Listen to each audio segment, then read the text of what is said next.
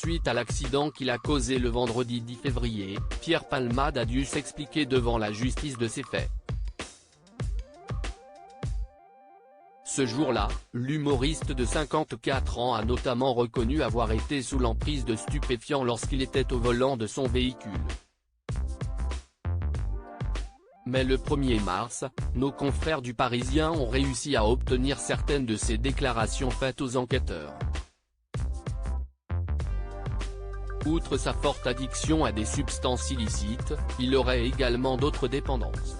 Lors de son audition, Pierre Palmade a ainsi expliqué avoir commencé à consommer de la cocaïne à l'âge de 20 ans et n'a jamais cessé depuis. Ce n'est que très tardivement qu'il aurait commencé à prendre de la drogue de synthèse nommée 3-MMC dans le cadre de ses soirées de débauche. Une drogue qui, d'après ses dires, serait plus forte et plus séductive que la cocaïne. Seulement, le comédien aurait également avoué avoir d'autres addictions.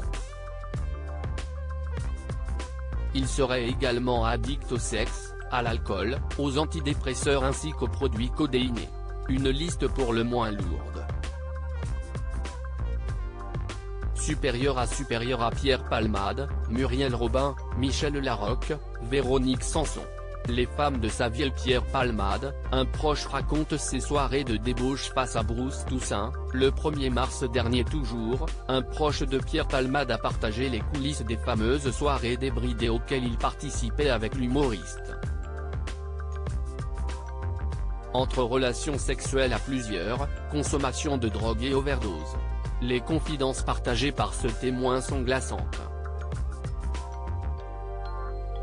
On pouvait être juste, 2, 3, 4 ou 5.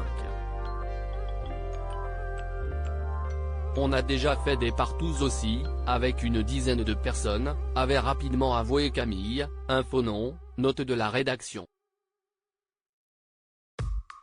Des nuitées au cours desquelles Pierre Palmade et ses convives étaient régulièrement sous l'influence de stupéfiants et qui pouvaient déraper puisqu'ils sont déjà, par le passé, arrivés au point, de faire des overdoses. Je pouvais participer à des choses auxquelles on n'aurait pas dû participer, avait ensuite regretté le proche du comédien. Crédit photo, Van Stenkist Stéphane.